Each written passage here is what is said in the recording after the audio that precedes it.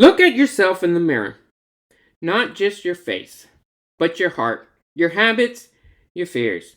The one person standing between you and the life you imagine isn't out there somewhere. It's you, your doubts, your excuses, your comfort zone. Every great achievement in history began with someone choosing to believe in themselves when everything else said no. They didn't wait for permission. They didn't wait for the perfect moment. They started where they were, with what they had, and they refused to stop. That same power is inside of you. But make no mistake, overcoming yourself is not easy. It's not a single moment. It's a daily battle. The voice that says, just one more minute of comfort, versus the voice that says, get up and work. The fear of failure that whispers, what if you mess up? Versus the truth that grew only happens outside of the comfort zone. The urge to quit versus the strength to take one more step when your body and your mind beg to stop. You aren't competing with anyone else. Your only competition, your only opponent, is the version of you that wants to stay small, safe, and comfortable. And every time you push past that voice, every time you choose effort, choice, discipline, and courage, you win. You are stronger than your fears. You are greater than your excuses. In every challenge you face, every struggle you endure, those are not obstacles on your path. Those are your path. Growth, resilience, strength. They aren't rewards for perfection. They are earned through hardship, persistence, and the restless refusal to give up. So ask yourself, are you going to let self-doubt write the story of your life? Or will you grab the pen and write down your own ending? Are you going to stay within the lines of comfort? Or will you color outside them and create something extraordinary? The world doesn't owe you success. It doesn't owe you opportunity. What do you owe yourself is effort, discipline, and persistence. Welcome in. Thanks for being here today. Today we're going to talk about sleep. That's really important. I believe it's probably the number one importance when you're training. It's probably, for me, I think, it would be better than fuel and stress, just everything. Getting the proper sleep is by far probably the number one thing you can do to have the best chance to succeed in your training. So today we're going to talk about sleep. And usually before I go to bed, I take magnesium oxide and theanine, theanine. Those two supplements usually help me get a deep sleep. But lately I haven't been getting good sleep. Last long run, right before I was going to bed, I was going down the stairs and I hurt my ankle. And I don't know really what I did, but it just like hurts when I walk. Anyways, I was kind of stressed out about it right before going to bed. So then I didn't have a good sleep. And then I was feeling sick. I'm still kind of sick. With that being sick, the low quality of sleep did not help the long run.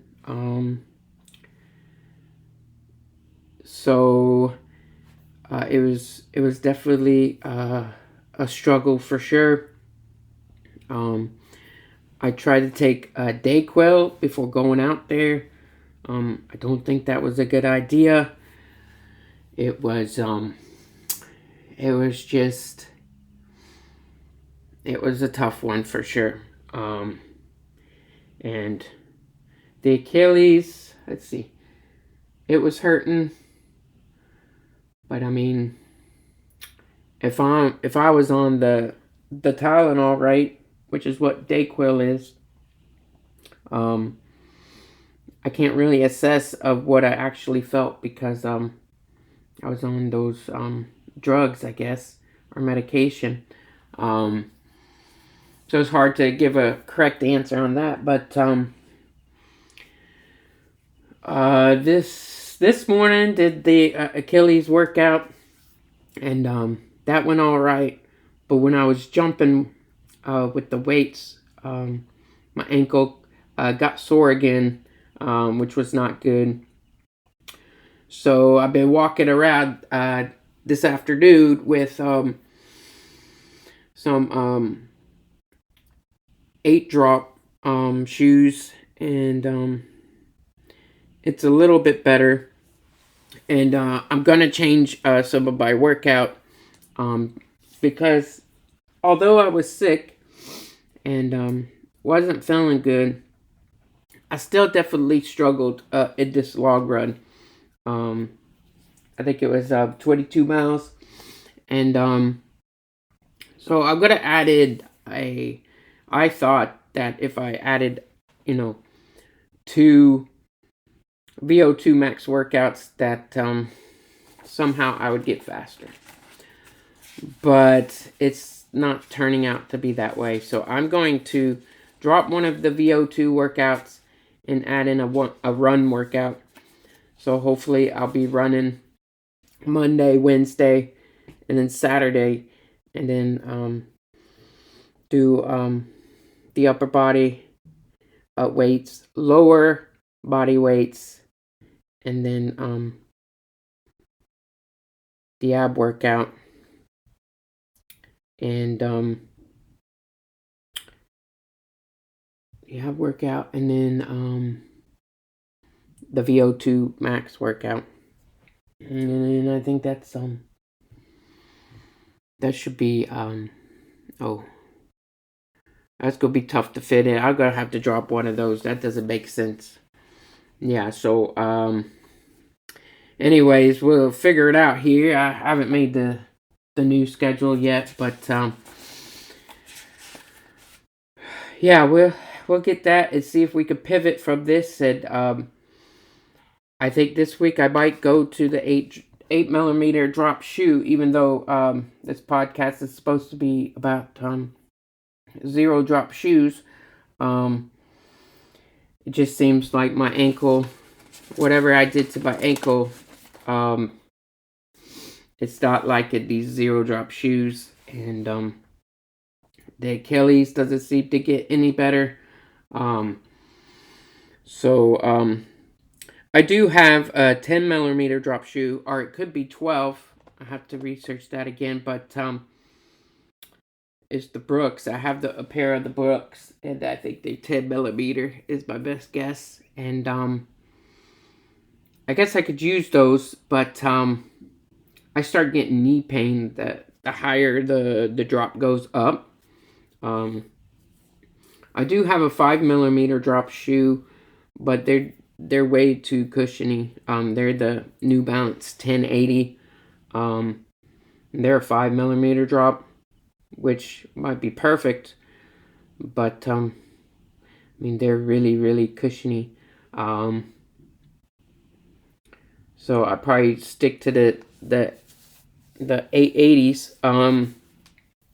Anyways, I wear those types of shoes because I have a really high arch in my foot. So whether it's really important to pick out a shoe to your arches, and pronation and all that kind of stuff. I'm not sure if I'm doing an episode. I'm not doing an episode on pronation this one. But you can go back in my some of my podcasts that I did. I think I did one with some pronation, and you can check that one out if you want some more information on shoes, really, I think the best thing you could do is find something in the middle. Probably 4 millimeter drop, 5 millimeter drop, or 6 millimeter drop shoe. But whatever millimeter drop shoe that you go with, you got to make sure that you're doing your foot strength training. And I try to do that every day before I start working out. It's just a small habit that I've formed, which takes like 5 minutes while I'm getting ready to go into the gym. Just do some quick foot exercises to strengthen the foot. And since doing that, it seems like it's helped a lot. So I continue to do it. I did drop that for a little bit, and I saw my feet getting worse. So I probably have to do that for the rest of my life. If I want to continue running, that is, or probably even if I don't run. So, yeah, I would say that's really wise to do some foot training. I know if you're a runner out there, it could be overlooked for sure to regret the foot, not even think about the foot. But it's something that you want to strengthen. And the more padding you have on your shoes, the weaker your foot's going to get. So, yeah, it's definitely something really important to do. But once again, we're not going to be talking about that on this podcast today. We're going to talk about sleep.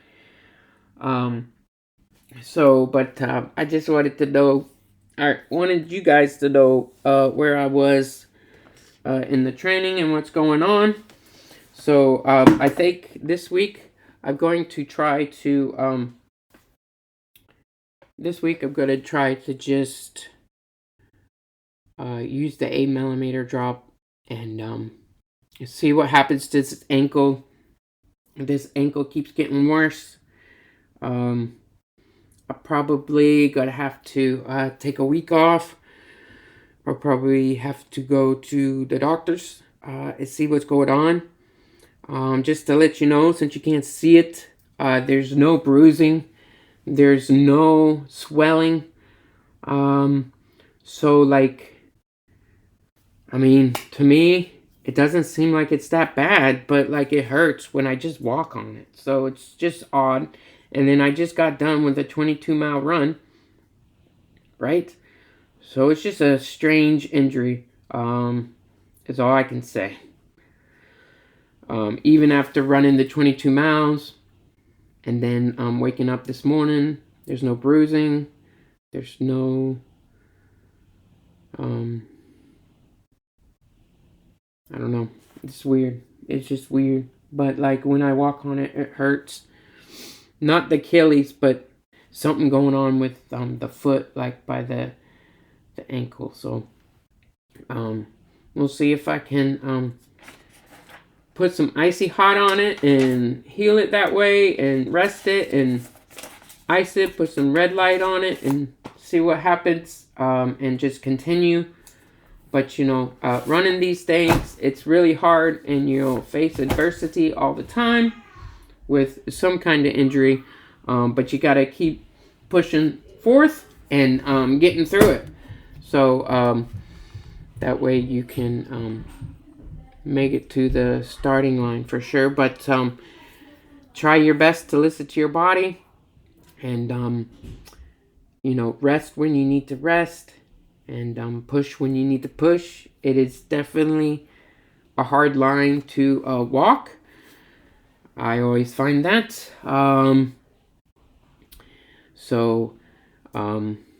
We'll see what goes on tomorrow with the running, and we'll see. All right. Well, we'll go ahead and start the sleep with the AI, and we'll see if we can learn something from them. And remember that this AI is pulling things from different websites and putting it together. So take it with a grain of sand. Always consult your physician if you want to get on different supplements, and make sure you're really careful with what you hear with AI and and all that kind of stuff. But yeah, hopefully this can enhance your life and get you some better sleep for sure. Okay, here goes. Have you ever woken up after just a truly terrible night's sleep, dragged yourself out of bed, and felt exactly like a very tall 2-year-old? Oh, I think we all have at some point. Right. You're cranky, your patience is just non-existent, and your emotional regulation is completely out the window. That brilliant description actually comes from a quote by author Jojo Jensen, which was highlighted in one of our sources today from the National Council on Aging. And if you have ever felt that way, you are definitely not alone.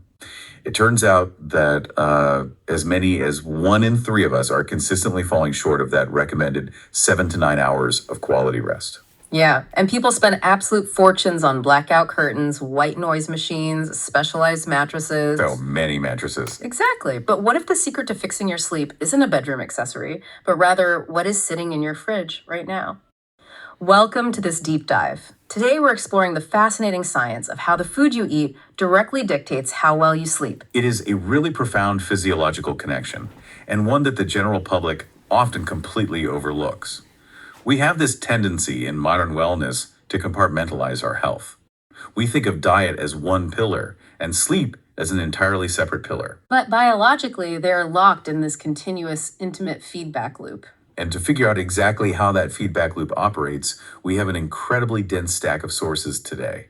We're looking at a comprehensive narrative review on dietary sleep protocols, some highly practical articles from the National Council on Aging and the Mill Pond Child Sleep Clinic, some deep biological insights from the Kerry Health and Nutrition Institute, and a very specific, really compelling clinical trial from the National Institutes of Health. Our mission for this deep dive is to uncover how specific foods, nutrients, and biochemical compounds act as literal physiological signals to your brain. We want to give you a practical, evidence-based roadmap to achieving that restorative sleep you've been craving. Okay, let's unpack this. Before we get into the kitchen, we really need to understand what is actually happening when our heads hit the pillow, because the sources make it very clear that sleep is definitely not just an off switch. That is perhaps the most pervasive misconception about rest. Sleep is far from a quiet state of inactivity. It's a highly active, incredibly complex biological process that requires massive amounts of energy and cellular coordination. If we look at the insights from the Kerry Health and Nutrition Institute, they break sleep down into 2 main phases that you cycle through multiple times a night. First, you have REM sleep, or rapid eye movement sleep. Right. And the physiological state of your brain during REM is wild. It actually mimics wakefulness, doesn't it? It does. Your breathing becomes irregular, your heart rate elevates, and your brain waves are incredibly active. This is the phase where your brain is doing the heavy lifting of processing the emotional experiences from your day, essentially taking the sharp edges off of stressful events and consolidating your short-term experiences into long-term memories. So what happens biologically when we shortchange the other phase, the non-REM sleep? Because the Kerry Health and Nutrition Institute seem to heavily emphasize the physical stakes of missing out on that specific deep state. Well, non-REM sleep is that profound state of rest where your brain waves slow all the way down into delta waves. It can be incredibly difficult to wake someone from this intense, deep state, and for good reason. This is where the physical repair of your body actually happens. This is where your body regulates its major hormones, actively supports the immune system by generating T cells, and focuses on cellular recovery. So when you don't get enough of this restorative sleep, the stakes are not just daytime grogginess. Not at all.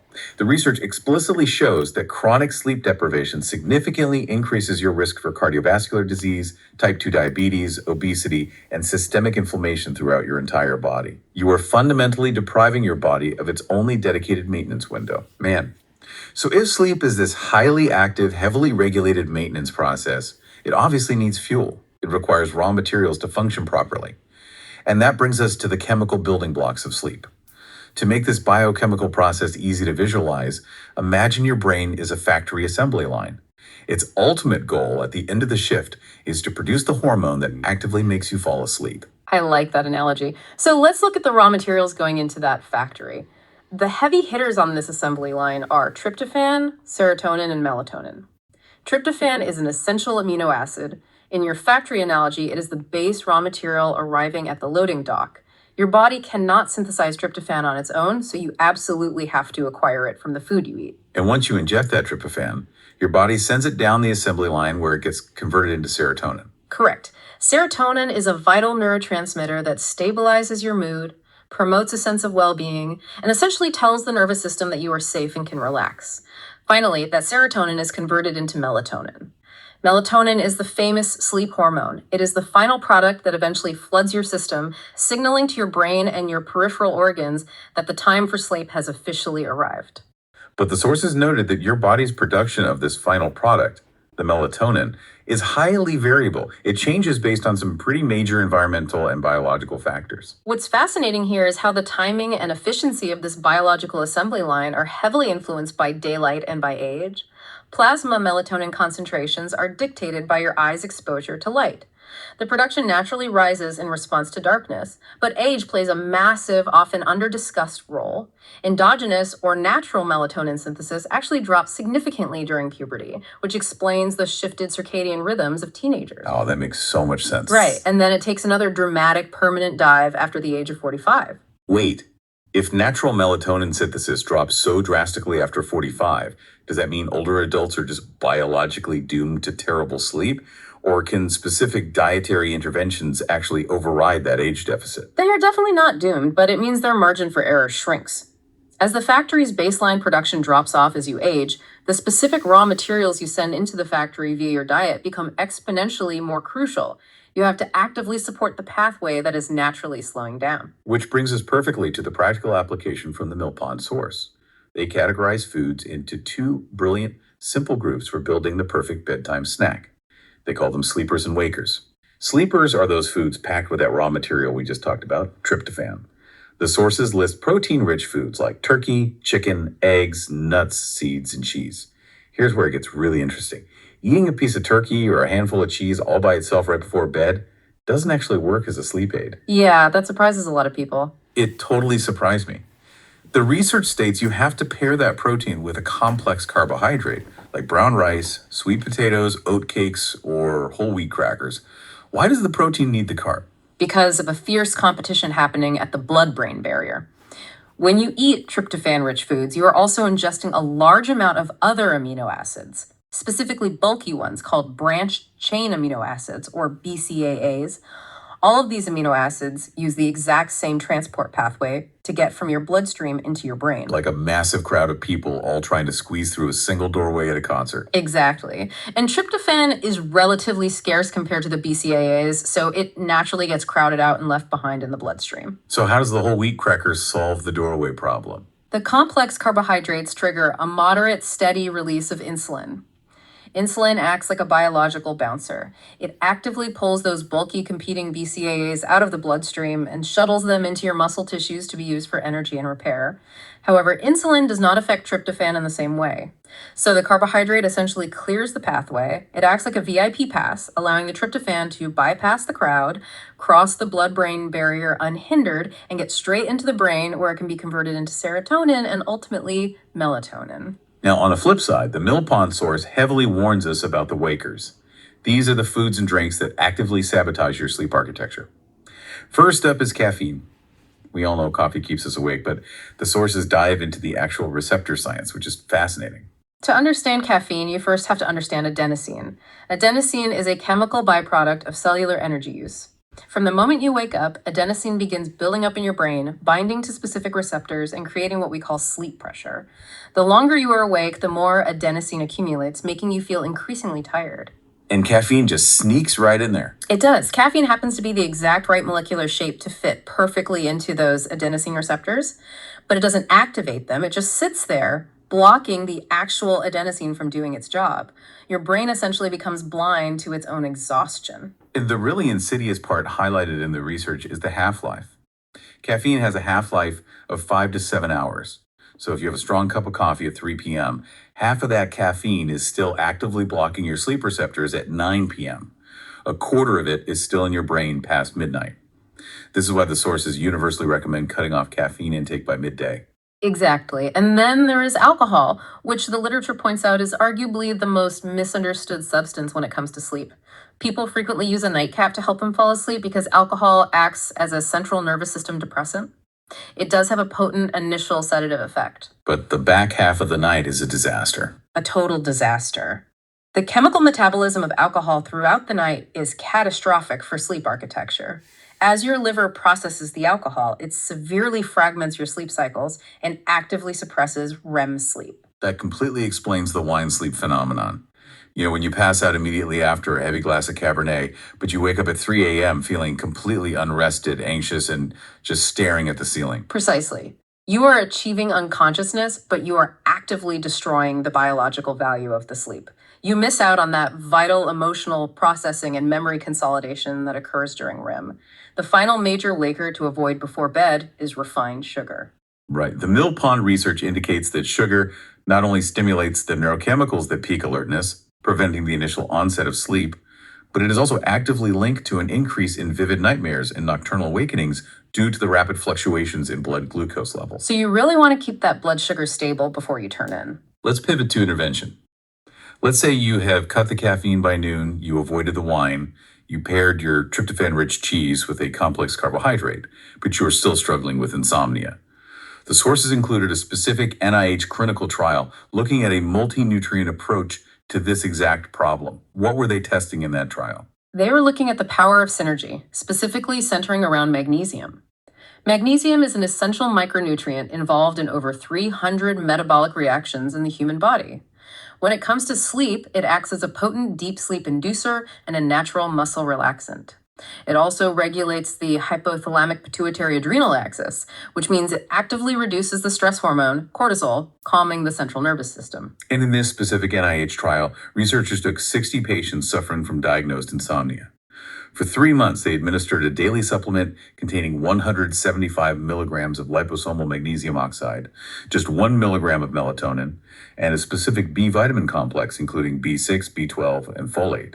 The term liposomal was heavily emphasized in the methodology there. Yet, why does that specific delivery mechanism matter for the magnesium? Liposomal simply means the magnesium mineral is encased in tiny lipid or fat bubbles. Magnesium oxide on its own has notoriously poor absorption in the human gut and often just causes digestive distress. By wrapping it in a liposome, the mineral is protected from harsh stomach acids. It travels intact into the small intestine where the lipid bubble merges seamlessly with the cell membranes, allowing for vastly superior cellular absorption directly into the bloodstream. So they give these 60 patients this highly absorbable magnesium, a tiny bit of melatonin, and some B vitamins. What happened to their insomnia? The results were highly significant. They measured the patients using the Athens Insomnia Scale, or AIS, where a higher score indicates more severe sleep disruption. Before the trial, the experimental group had an average AIS score of roughly 14.9, placing them firmly in the category of moderate to severe insomnia. And after the 3 months? After 3 months of this protocol, their scores dropped dramatically to 10.5. They moved all the way down to mild insomnia.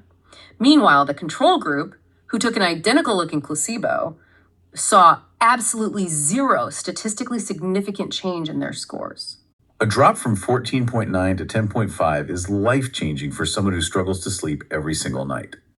But why this specific combination? Why didn't they just give the patients a massive 10 milligram dose of melatonin on its own, which is what most people buy at the pharmacy? If we connect this to the bigger picture, it all comes back to our factory assembly line analogy. You cannot just flood the brain with one isolated end product hormone and expect the entire physiological system to repair itself. Think of the B vitamins in that supplement as the factory workers. Tryptophan is the raw material, but the B vitamins are the cellular machinery absolutely essential for bolting the pieces together to actually synthesize the serotonin. Without the workers, the raw material just piles up uselessly. So the B vitamins build the serotonin, the highly absorbable magnesium relaxes the nervous system and suppresses the cortisol, and the small physiological dose of melatonin acts as the final gentle signal that it is time to transition to sleep. It is the synergy of these nutrients acting together that effectively repairs the broken sleep-wake cycle over time. So we have looked at the macronutrient pairings and the clinical supplements. But the comprehensive narrative review also highlighted some highly specific, surprising whole foods that function as natural sleep aids. Let's start with the kiwi fruit protocol. What is the clinical recommendation there, and why does a fuzzy green fruit impact neurological sleep cycles? The clinical protocol identified in the research recommends eating 2 medium kiwi fruits approximately 1 hour before you intend to go to sleep. It sounds unusual, but the biochemical profile of a kiwi fruit makes it a profound neurological tool. Kiwis are dense with naturally occurring serotonin, folate, and incredibly high levels of antioxidants. To understand why antioxidants matter for sleep, you have to look at the damage sleep deprivation causes to the brain. When you are chronically under-rested, there is a significant buildup of highly reactive, unstable molecules called free radicals in your brain tissue. Right, and these free radicals bounce around, causing oxidative stress and neuroinflammation, which irritates the nervous system and further disrupts your ability to sleep. It becomes a self-perpetuating cycle. The massive concentration of antioxidants in kiwi fruit acts like a targeted biochemical cleanup crew. They scavenge and neutralize these circulating free radicals, drastically reducing the oxidative stress and allowing the brain's natural detoxification and sleep transition processes to occur normally. Now, another famous food remedy that always comes up in sleep discussions is tart cherry juice. People swear by it for its natural melatonin content. But when reading the comprehensive narrative review, there seemed to be a glaring mathematical contradiction regarding how it actually works. This raises an important question about how we interpret food science. The narrative review confirms that tart cherries do naturally contain melatonin. However, they contain it in tiny fractional micrograms. For melatonin to actively induce sleep in a human adult, the required physiological dose is typically in the order of milligrams. That is a mathematically massive difference. You would have to drink an impossible volume of juice to hit a sedative dose of melatonin. Exactly. So the experts suggest that the well-documented sleep-promoting benefits of tart cherries actually stem from their incredibly high concentration of anti-inflammatory phytonutrients, specifically polyphenols. Similar to the kiwi, these polyphenols aggressively reduce systemic inflammation and oxidative stress, creating a calmer internal environment that is conducive to restorative sleep rather than directly sedating you via the melatonin pathway. So we've solved the dinner and dessert equations with the turkey, the complex carbs, and the kiwi. But what about a warm drink before bed? The sources mentioned specific botanical extracts, starting with chamomile. We all culturally accept that chamomile tea is calming, but the science points to a specific compound called apigenin. How does apigenin actually work in the brain? Apigenin is a natural flavonoid found in abundance in chamomile. To understand its power, we have to define GABA. GABA, or gamma-aminobutyric acid, is the primary inhibitory neurotransmitter in the human brain. Its entire job is to slow down neural activity and produce a calming effect. And the apigenin interacts directly with that. It does. When apigenin crosses into the brain, it actively binds to the exact same GABA receptors that prescription anti-anxiety medications target. By binding to these receptors, apigenin essentially opens a chemical channel that negatively charges the neuron, making it significantly harder for that neuron to fire off panic, anxiety, or stress signals. It forces the central nervous system to quiet down. The review also highlighted L-theanine, which is an amino acid predominantly found in green tea. But green tea is naturally caffeinated. How does a compound found in a caffeinated beverage actually improve sleep? It is a brilliant biological paradox. L-theanine is entirely unique because clinical trials show it significantly reduces the amount of time people spend awake after initially falling asleep, meaning it prevents those frustrating 3 a.m. wake-ups. It achieves this by modulating your brain waves, actively increasing the production of alpha waves, which are associated with a state of wakeful relaxation. And, crucially, it crosses the blood-brain barrier very rapidly, promoting this deep relaxation without causing any daytime drowsiness or grogginess the next morning, which is the major drawback of almost all conventional chemical sleep aids. Exactly. You get the calm without the hangover. Finally, the sources touched on glycine. This is another amino acid found in high concentrations in bone broth. How does ingesting glycine physically prepare the body for sleep? Glycine operates on a completely different physiological mechanism, thermoregulation. When you take a glycine supplement or consume glycine-rich foods before bed, it acts as a potent vasodilator. It actively widens your blood vessels, specifically increasing blood flow to your extremities and your skin. This rushes heat to the surface of your body where it dissipates into the air, which rapidly lowers your core body temperature. Spot on. Since the human body biologically requires a drop in core temperature by a degree or two to initiate the transition into deep, non-REM sleep, glycine essentially fast tracks that necessary physiological state. So what does this all mean? We have covered a massive amount of biochemistry today, from blood-brain barrier doorways to core temperature manipulation. The beautiful thing about this research is how incredibly actionable it all is. You have real, evidence-based tools that you can deploy in your own kitchen tonight. If you want a bedtime snack, leverage those sleepers, pair tryptophan-rich turkey or cheese with the VIP pass of a complex carbohydrate, like a whole wheat cracker, to bypass the bulky amino acids. Try eating a couple of kiwis an hour before bed to unleash that antioxidant cleanup crew on your brain's free radicals. Protect your adenosine receptors by strictly cutting off caffeine after midday and avoid the REM-destroying effects of late-night alcohol. And if you are still staring at the ceiling, look into the powerful, scientifically backed synergy of a highly absorbable liposomal magnesium, melatonin, and B vitamin combination to give your cellular factory the workers and raw materials it needs to repair your sleep-wake cycle. All of those strategies are incredibly effective ways to provide your brain and body with the specific materials they need to function optimally. But before we wrap up this analysis, there is one final mind-expanding concept drawn from the narrative review that fundamentally reframed how we think about the origins of sleep. It involves the gut microbiome. I found this section of the research to be absolutely wild. It completely upends the traditional neurological model. The research indicates that the dietary fiber you consume from vegetables and complex carbohydrates throughout the day actively feeds and increases the diversity of your gut bacteria. And here is why that matters for your rest mint. The gut-brain axis is a two-way street. Meaning the gut is sending signals back to the brain just as often as the brain is sending signals down. Exactly. These microscopic living organisms in your stomach and intestines don't just digest food, they are highly active biochemical factories. They synthesize and secrete massive amounts of sleep-regulating neurotransmitters. In fact, the bacteria in your gut produce the vast majority of your body's total serotonin, as well as a significant portion of the GABA we discussed earlier. So I want to leave you with this final thought to mull over. You spend all this time obsessing over calming your mind before bed, tweaking your bedroom temperature, buying expensive pillows, and turning off your glowing screens. But what if the ultimate secret to a perfect night's sleep doesn't start in your head at all? What if the foundation of your rest actually lives in the microscopic ecosystem of your gut? It really changes how you look at the food on your dinner plate. It definitely does.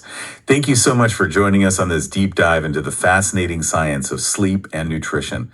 We hope you uncovered some new tools that will help you rest a little easier tonight. Sweet dreams, and we will catch you on the next deep dive. To the deep dive. So today we are looking at a topic that I think every single one of you listening is constantly trying to optimize. Yeah, absolutely. We're breaking down the very specific biological mechanics of how to unlock ultimate restorative sleep. And we're doing this entirely without relying on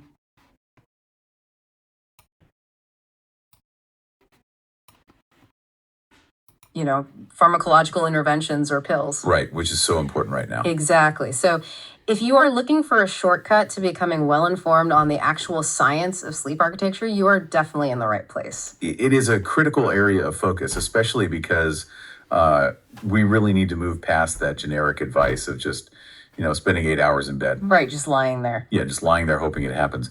We're looking at the granular physiological machinery of how sleep actually initiates and, more importantly, sustains itself. To do that, we have pulled together an incredibly dense stack of sources for you. We're synthesizing clinical meta-analyses from PubMed, the latest neurophysiology insights from the Huberman Lab, specifically regarding NSDR. Non-sleep deep rest. Right, non-sleep deep rest. Yeah. And we're cross-referencing all of that with some really actionable protocols from the Calm blog and the Mindfulness app.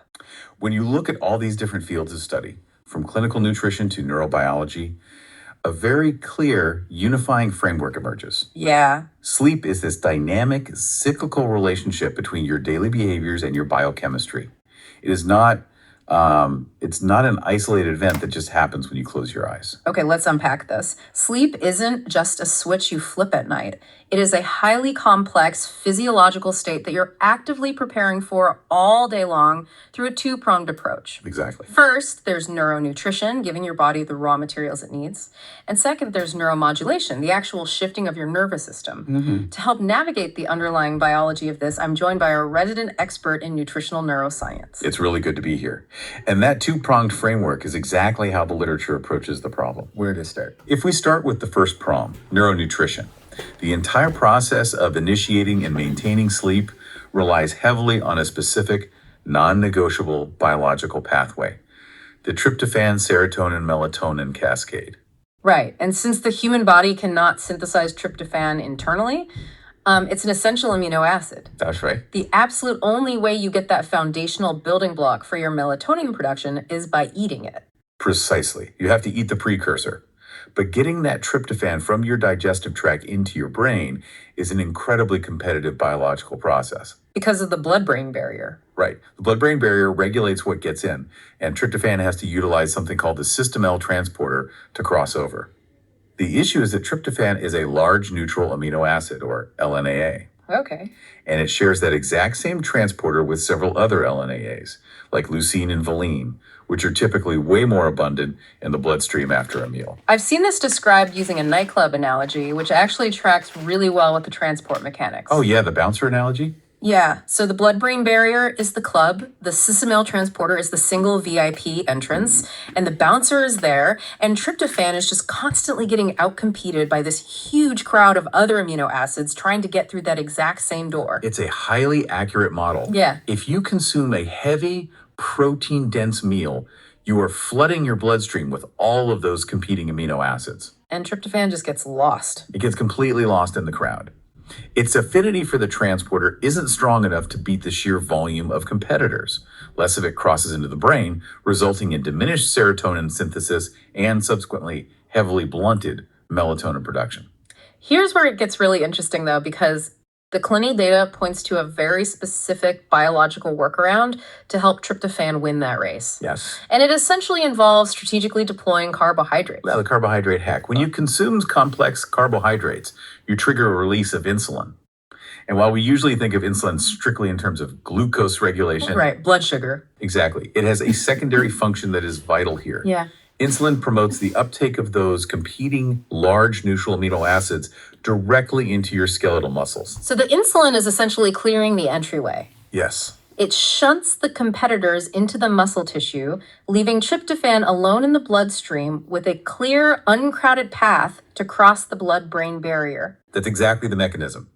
It explains why the classic pre-bed snack, pairing a complex carbohydrate with a tryptophan source, like maybe a banana with almond butter or warm milk and oats, is scientifically valid. You are manually manipulating your insulin response to facilitate neurotransmitter synthesis. Exactly. But that creates an interesting paradox.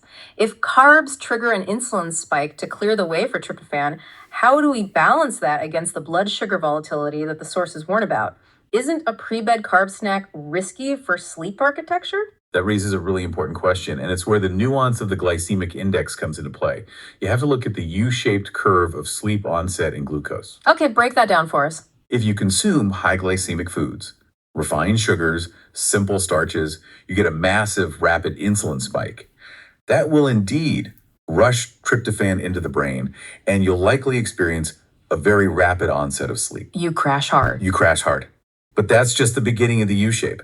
Because shortly after that rapid insulin spike, you experience a precipitous drop in blood glucose. And the brain panics. It absolutely panics. When your blood sugar drops too low during the sleep cycle, your brain perceives it as a severe metabolic threat.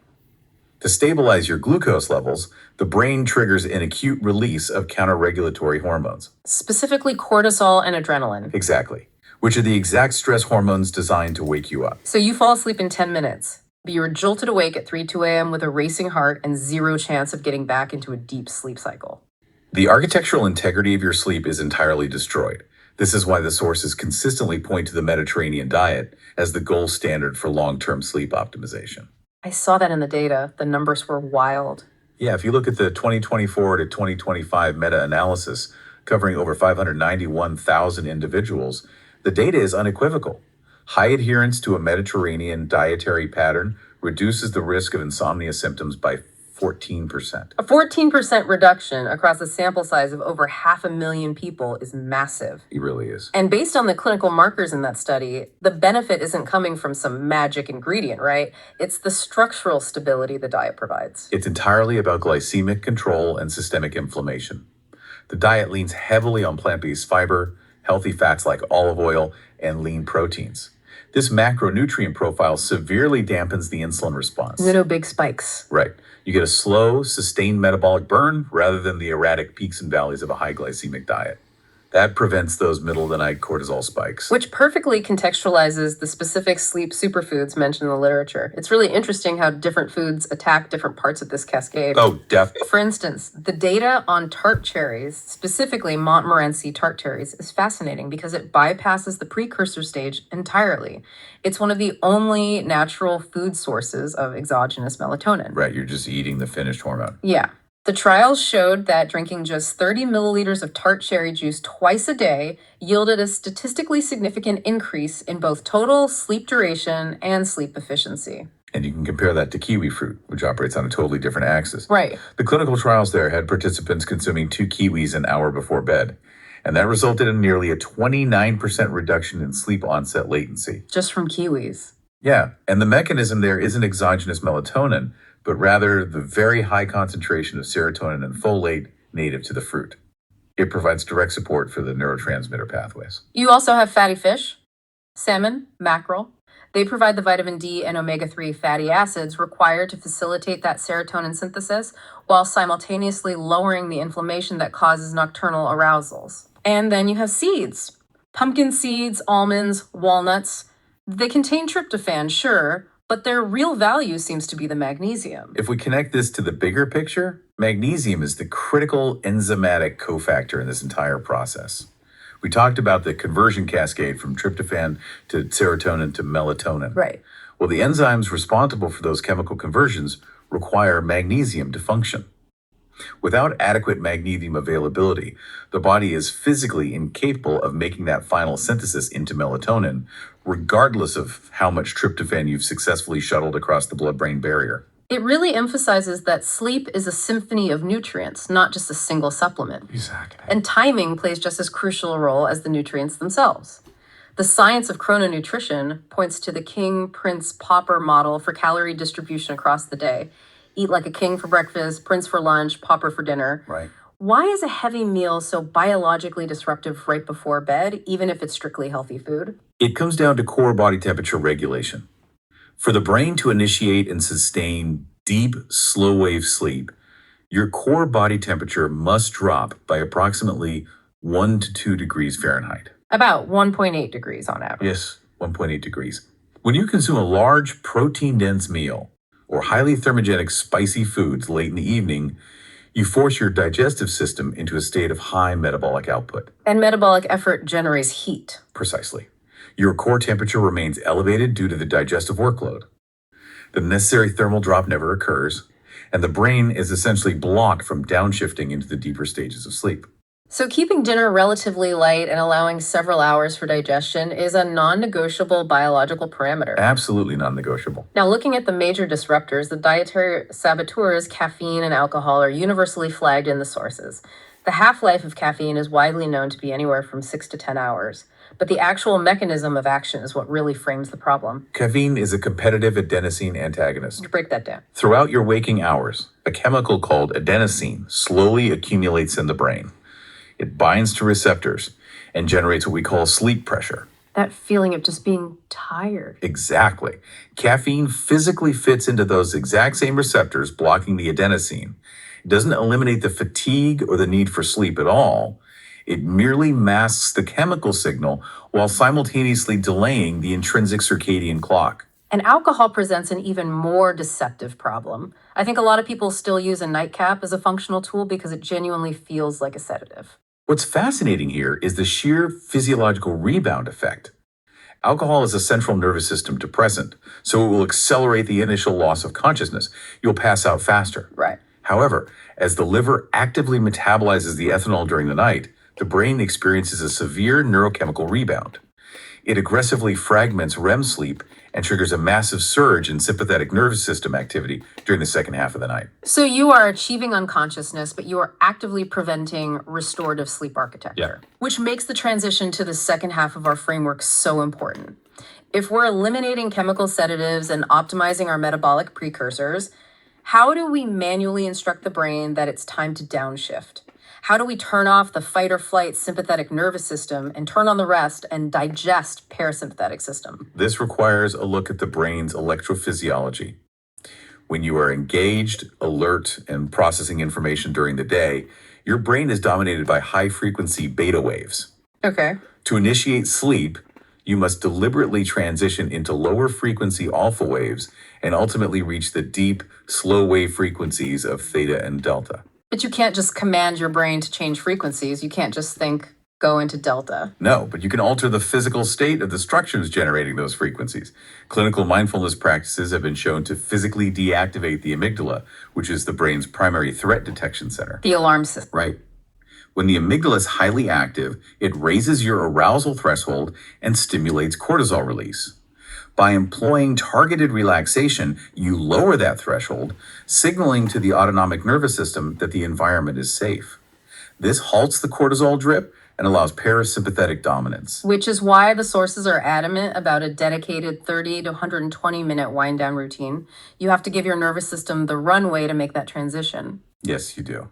For you listening, this means establishing a hard electronics curfew. The data on melanopsin receptors in the eye shows that blue light from screens suppresses melatonin production twice as effectively and for twice as long as green spectrum light. The blue light essentially locks the circadian clock in a state of daytime alertness. Exactly. So the protocol is clear. Dim the overhead lighting, engage with analog materials like a physical book, and utilize tools that manipulate your physiology. There's some great physical tools for this. Yeah, like I found the clinical data on taking a warm bath particularly counterintuitive.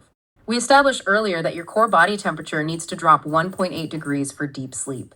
So why does submerging yourself in hot water actually facilitate that cooling process? It is a brilliant physiological mechanism. When you immerse yourself in a warm bath, you trigger systemic vasodilation. Meaning the blood vessels open up. Right. The blood vessels near the surface of your skin expand, which actively draws blood away from your internal core and pushes it out to your extremities. When you step out of the bath into a cooler room, all of that peripheral heat rapidly radiates off the large surface area of your skin. So it serves as a thermal catalyst. It dramatically accelerates the drop in your core body temperature, sending a massive physical signal to the brain that it's time to initiate slow wave sleep. It's an incredibly effective use of basic thermodynamics. But even with the temperature optimized and the nutrition dialed in, sometimes the cognitive loops just won't shut down. Your mind is just racing. We all experience that. That is where the ultimate toolkit comes into play. The Huberman Lab's focus on NSDR non-sleep deep rest is arguably one of the most powerful protocols we found in the stack. It's remarkable. It's a zero-cost guided audio practice done while lying down, designed to pull you into a liminal state, hovering right on the boundary between waking and sleeping. The neurochemical data behind NSDR is striking. The protocol involves intentionally diffusing your visual focus and systematically scanning the body. Peer-reviewed studies indicate that engaging in just 10 to 30 minutes of NSDR can elevate baseline dopamine levels in the brain by up to 65%. A 65% increase in dopamine without any pharmacological stimulation. Yes. That entirely reframes the utility of rest. But why is dopamine the key metric here? We usually associate dopamine with motivation or reward, not necessarily sleep. In this context, the restoration of the dopamine pool is what provides the deep autonomic reset. Because NSDR restores dopamine while simultaneously suppressing cortisol, it acts as a highly efficient neurochemical reset. So it's perfect for the middle of the day. Exactly. If you struggle with the grogginess of a traditional midday nap, NSDR provides the restorative benefits of a full sleep cycle without you ever having to cross the threshold into total unconsciousness. Yeah. It is also exceptionally effective at mitigating the cognitive deficits of acute sleep deprivation. It shares a lot of architectural similarities with Yoga Nidra, right? The ancient practice of yogic sleep. It does. Yoga Nidra utilizes very similar body scanning mechanics to anchor the nervous system. But if you don't have the time or the space for a 20-minute audio guide, The sources heavily emphasize the utility of real-time breath work to manually override the autonomic nervous system. Breathwork is incredibly accessible. The physiological sigh is a prime example. You execute a double inhale through the nose, taking a deep breath, and then forcing a sharp secondary intake of air at the very top, followed by a long, slow exhale through the mouth. The mechanical action of that double inhale forces open the alveoli, the microscopic air sacs in the lungs that can actually collapse under stress. Oh, wow. Yeah. Once those are inflated, the extended exhale rapidly stimulates the parasympathetic nervous system, allowing you to effectively dump physiological stress in real time. And for a more structured approach right before bed, there is the 4-7-8 method. You inhale quietly through the nose for 4 seconds, hold the breath for 7 seconds, and exhale forcefully through the mouth for 8 seconds. The 4-7-8 protocol is essentially a mechanical lever for vagal tone. By deliberately extending the exhalation to be twice as long as the inhalation, you are exploiting the sinus arrhythmia of the heart. You're hacking your heart rate. You are biologically forcing your heart rate to decelerate. That sends an ascending mechanical signal through the vagus nerve to the brainstem, confirming that the organism is safe. It physically shuts down the sympathetic drive. So what does this all mean? If we synthesize the data from this deep dive, the actionable takeaway for you listening is a complete paradigm shift. High-quality sleep is not a passive event that you just hope happens to you. No, not at all. It is a highly deliberate, engineered process. You are providing the exact biochemical precursors your body needs, timing your carbohydrates to optimize the blood-brain barrier, utilizing and supplying enzymatic cofactors like magnesium. And simultaneously, you are deploying mechanical tools, temperature manipulation, NSDR, and specific breathwork protocols to force your nervous system out of high-frequency beta states. It removes the anxiety around sleep because it provides a predictable mechanistic framework. It does. However, there is one final piece of the biological puzzle in the literature that dramatically complicates everything we've just discussed. Yes, I'm glad you brought this up. This completely upends the traditional view of sleep architecture. We've spent this entire discussion focusing on the brain, the nervous system, and neurochemistry. But the emerging data on the gut-brain axis cannot be ignored. It's what? The trillions of microscopic bacteria residing in your gastrointestinal tract. Your gut microbiota operate on their very own independent circadian rhythm. They are highly responsive to both the timing and the composition of your dietary intake. And their role in neurotransmitter production is what's truly staggering here. Exactly. Current physiological models indicate that those gut microbes manufacture approximately 90% of the body's entire serotonin supply. 90%, which leaves us with a pretty wild biological mystery to ponder. If 90% of the critical precursor for our sleep hormone is actually synthesized by gut microbes, who is genuinely in charge of our sleep architecture? That's a great question. Are we consciously deciding to downregulate our nervous system, or are the trillions of bacteria in our digestive tract effectively pulling the strings based on what we fed them? Think about the implications of that next time you are deciding what to eat for dinner. You aren't just feeding yourself, you are programming the microscopic machinery that dictates your cognitive recovery. It's a powerful way to look at it. We really appreciate you joining us for this deep dive into the mechanics of rest. The challenge for you tonight is to test the science yourself. Pick one specific protocol we analyzed, whether that's utilizing the 4-7-8 breathing method to increase vagal tone, maybe incorporating a handful of magnesium-rich walnuts into your evening routine, or testing a 10-minute NSDR session to reset your autonomic state. Observe the data in your own physiology. Until next time. I want you to imagine a scenario. You are forcing your body to run. And I don't mean a 5K fun run or even a marathon. I mean you're running 100 miles. Right. Through the mountains nonstop. Your legs are obviously screaming. Your feet are covered in blisters. I mean, that's a given. But there's a much bigger problem. You have been awake for 24, maybe 36, maybe even 60 hours straight. Yeah, and that is where the biology shifts from, just exercise to something much more dangerous. It stops being a sport and starts being a survival situation. Exactly. Welcome back to the Deep Dive. Today we are looking at the extreme world of ultramarathon running. But, and I want to be really clear about this up top, this isn't really an episode about running. No, definitely not. I mean, I get winded running to the bus. This is a deep dive into the absolute limits of human endurance and the non-negotiable biology of rest. It's a fascinating lens to look through. We've pulled together a really interesting stack of research here. We have surveys from over 1,000 racers from the Grand Raid de la Réunion, Which is one of the toughest races on the planet. Exactly. Plus, we've got clinical reviews on this concept of sleep banking and some very surprising data on how nutrition impacts brain function when you're completely exhausted. So, our mission today is to unpack how these elite athletes manage to keep moving when every single cell in their body is begging them to lay down and die. We're going to look at the sleep monsters they face. Which sounds made up, but it's not. Right, it sounds like a fairy tale villain, but is actually terrifyingly real. And we'll look at the strategies they use to hack their own biology. And the best part is, the physiology of sleep deprivation is universal. Whether you are at mile 80 of a race or you're a new parent engaging in your own sleep deprivation marathon, the biological cost is exactly the same. So let's start with that cost, because I think most of us assume that when you skip sleep, you just feel tired, like you just need a coffee. Yeah. But the research suggests something much more violent is happening inside the body. Violent is actually a pretty accurate word for it. When you strip away sleep, you aren't just pausing recovery, you are actively degrading your biological machinery. We need to talk about NREM stage 3. Okay, let's unpack that. NREM stage 3. This is deep sleep. Correct. It's the deepest phase of non-rapid eye movement sleep. This is the holy grail for athletes because this is when the body releases a massive surge of human growth hormone, HGH. And HGH is basically the repair crew, right? Think of it as the construction crew that comes in to fix the potholes and structural damage on a highway. HGH repairs muscle tissue, strengthens bones, regulates metabolism. Now imagine you are running an ultramarathon.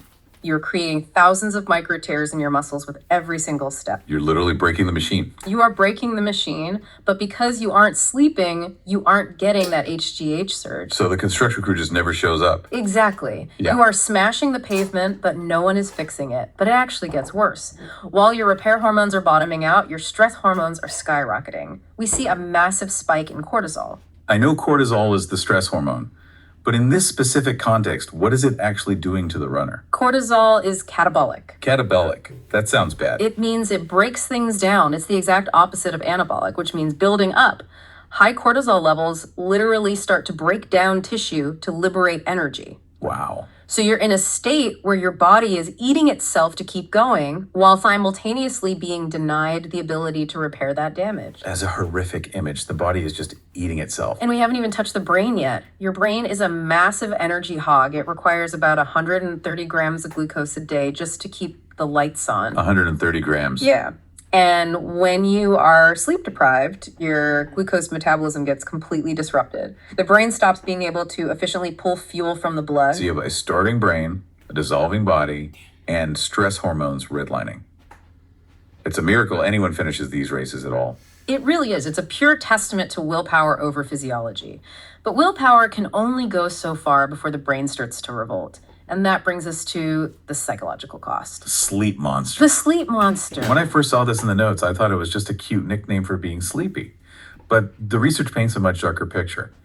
One of the papers mentioned that 80% of finishers in these long races report symptoms of sleep deprivation. And we aren't talking about being grumpy. We are talking about full-blown hallucinations. It is essentially acute psychosis induced by exhaustion. The anecdotes and the data are wild. We have runners reporting seeing dancing elephants on the trail. Dancing elephants. Yes. Another commonly cited one was seeing mountain lions in hammocks. Okay, hold on. Mountain lions, I get you. You're in nature, you're scared. But in hammocks? That is so incredibly specific. Why does the brain go there? It's a blurring of boundaries. You have to understand, the brain is desperate to sleep. When you push it this far, it struggles to maintain the barrier between wakefulness and dreaming.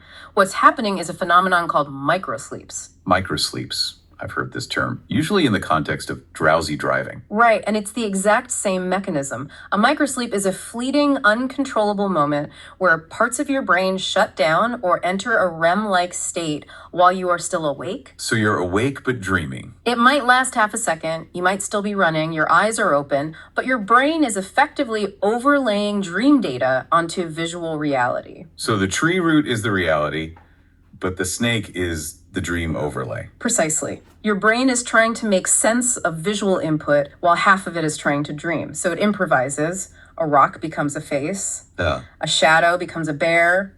A tree becomes a mountain lion in a hammock. That is terrifying. Imagine running along a cliff edge, technical terrain, it's pitch black, and suddenly you can't trust your own eyes. You don't know if the ground in front of you is real or a hallucination. It's incredibly dangerous, and yet the runners expect it. They talk about it like it's just another obstacle, like a steep hill or a river crossing. Oh, the sleep monster is here, time to deal with it. So let's talk about dealing with it. If you know you're going into a war against your own biology, can you prep for it? This brings us to the concept of banking sleep. This is a huge debate in sleep science. For years, the general wisdom was you can't save up sleep. If you sleep 12 hours today, it doesn't mean you can stay up for 24 hours tomorrow without consequences. Right. But for these ultra endurance events, the thinking has shifted. So you can hoard it, like putting cash in a savings account. To a degree. The clinical reviews we looked at suggest that sleep extension is a valid strategy. The protocol isn't just sleeping in on Saturday, though. It involves extending your nightly sleep to about 8 to 10 hours a night for a full 1 to 2 weeks prior to the event. 2 weeks of 10-hour nights. Who has time for that? That's a part-time job, just sleeping. It is a massive commitment, but the data shows it actually works. Athletes who do this show improved sprint times, better mood regulation, and this is crucial, a reduced perception of effort. Perception of effort. So the race actually feels easier to them. Exactly. The mountain doesn't seem as steep, the pain doesn't seem as sharp. It also lowers the prevalence of falls, presumably because your motor coordination is starting from a higher baseline. And here's where it gets really interesting to me. There is a trap here, a psychological trap. Yes, the placebo sleep effect, almost. The study mentioned that 38.2% of runners believed they had successfully banked sleep. They were confident. They stood at the starting line thinking, I am fully charged. Right. But when the researchers actually looked at their sleep diaries, the hard data, those same runners actually started the race with a sleep debt. They had an average deficit of 50 minutes per night. That is wild. Almost 40% of people were delusional about how rested they were before the race even started. It highlights a fundamental flaw in human perception. We are terrible judges of our own fatigue. We get used to being chronically tired from work, kids, stress, and we recalibrate that as our new normal. So when these runners got a tiny bit more sleep, they thought they were maxed out, but they were actually still in the hole. Exactly. So you start the race, maybe you're rested, maybe you're lying to yourself, but eventually the tank runs dry. You are 30 hours in, the mountain lines are appearing. Do you stop and sleep? That's the million-dollar question. To nap or not to nap? I assume you have to. I mean, biologically, you die if you don't sleep eventually. Eventually, yes. But in a race scenario, the answer depends entirely on the distance. In a 100-mile race, which sounds insane to say, but that's considered a shorter ultra. Shorter, right. In a 100-miler, most elites do not sleep. They push through the 24 to 30 hours. Stopping is seen as giving up.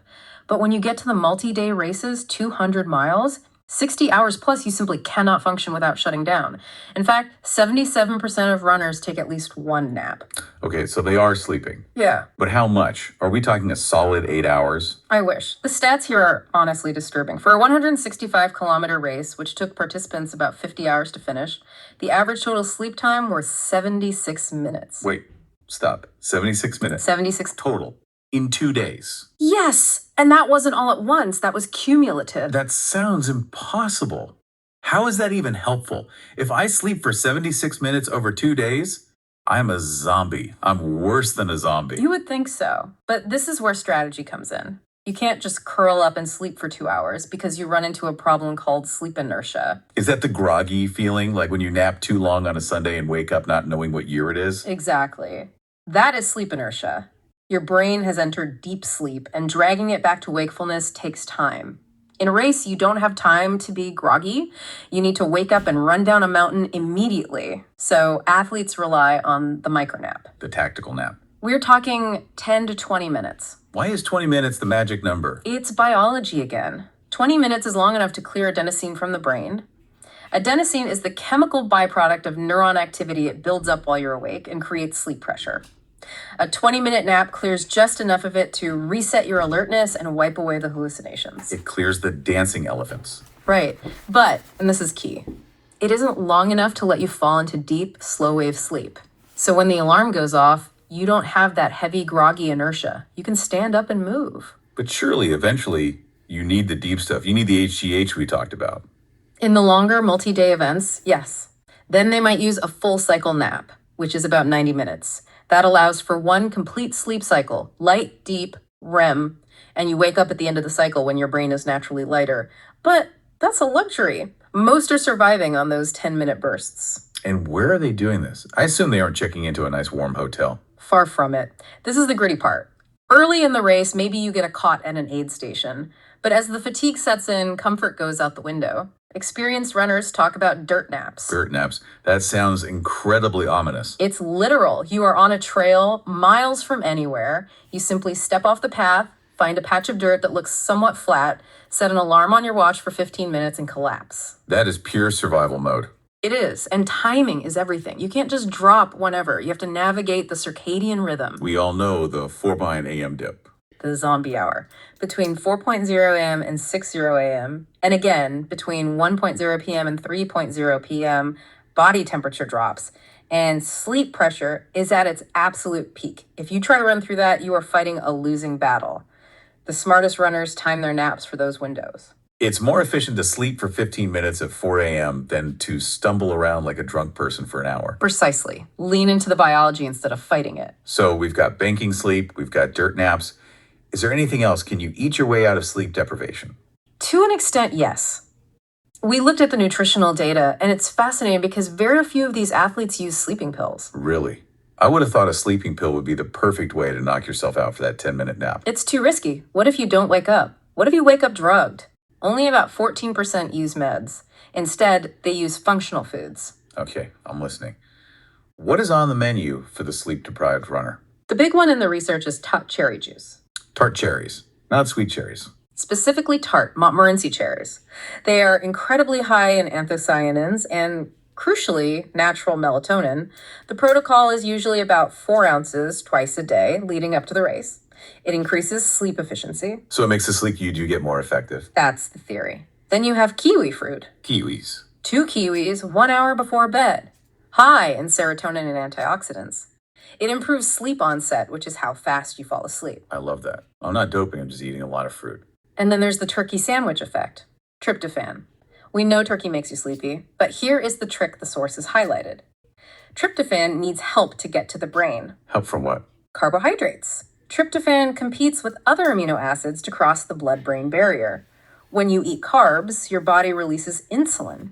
Insulin pulls those other amino acids into your muscles, clearing the path for tryptophan to enter the brain and get converted into serotonin and melatonin. So a turkey sandwich on white bread is actually high-performance sleep technology. In this specific context, yes.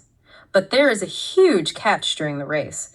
It's called sweet fatigue. Oh, I read about this. This is where the body just rejects sugar, right? It's a physiological revolt. Imagine you've been eating energy gels, which are basically slime sugar, for 15 hours. Your taste buds and your gut eventually just say no more. Runners report that the idea of anything sweet makes them want to vomit. But their brain needs glucose. We just said it's starving for it. That's the conflict. The brain is screaming for sugar, but the mouth refuses it. This is where you see runners eating mashed potatoes, broth, pizza, even cheeseburgers at aid stations. They switch to savory because they need the calories around 200 to 400 kilocalories an hour to keep the engine running. It's fueling the sleep-deprived brain with whatever it can tolerate. Exactly. And interestingly, the act of chewing solid food can actually help increase alertness slightly. It wakes up the system. So let's fast forward. You've banked your sleep. Or thought you fought the mountain lions, you took a dirt nap, you ate your kiwi, you finished the race, the crowd cheers, you go home. Are you fine? Physiologically, the data says most runners recover a normal state of wakefulness within 2 days. 2 days seems incredibly fast for that level of trauma. Well, that's subjective wakefulness. They feel awake. But this is the dangerous tail end of the deep dive. The research shows that while they feel fine, their neurocognitive performance reaction time decision-making is still severely compromised. So they are confident but incompetent. Yes. 22% of runners reported feeling like they were an increased risk for accidents, traffic, work, whatever, in the days following the race. We're talking about driving cars, operating machinery, or just crossing the street. It goes back to that earlier point. We are terrible judges of our own status. You think, I slept 8 hours last night, I'm cured. But the deep biological debt hasn't been paid off yet. Exactly. And for international athletes, you throw jet lag on top of that. It's a mess. The sources emphasize light exposure, getting 10,000 lux of bright light in the morning, especially for eastward travel to manually reset the clock. So we've been talking about elite athletes running 100 miles.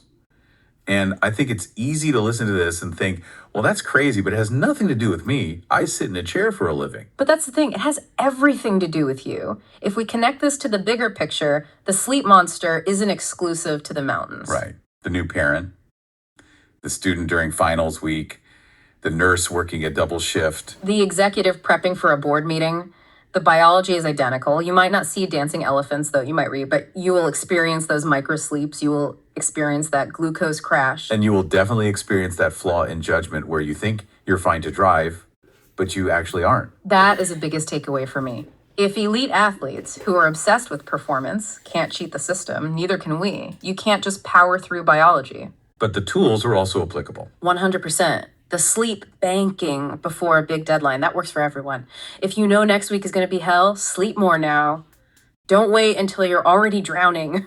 And the 20-minute nap. Stop viewing the nap as lazy. If you are dragging at 2:0 p.m., a 15 to 20 minute reset is a performance enhancing strategy. It clears the adenosine, it resets the brain. It's biological maintenance. Biological maintenance. I love that. It reframes it from a weakness to a mechanic fixing the engine. That's exactly what it is. We've covered a lot of ground today. We've gone from the cellular level HGH and cortisol to the psychological terror of hallucinations. We've looked at the tactical use of micronaps and the chemistry of turkey sandwiches. Before we sign off, I want to leave the listener with something to chew on, something that really stuck with me from these sources. We look at these ultra runners as superhumans. They are obsessed with optimizing every single aspect of their performance. They track every calorie, every heartbeat. And they view sleep as non-negotiable. Exactly. They view sleep as a biological requirement, as vital as water or oxygen. They plan for it, they strategize it, they respect it, they don't view it as time off or a luxury. And yet in our normal lives, we wear sleep deprivation like a badge of honor. Oh, I only slept 4 hours, I'm hustling. Right. If the toughest, most physically capable humans on Earth have accepted that they cannot function without prioritizing rest, why are the rest of us so arrogant to think that we can? That is the question. We are fighting the same biology, we just refuse to admit it. Something to think about tonight when you're deciding whether to watch one more episode or turn off the lights. Thanks for taking this deep dive with us.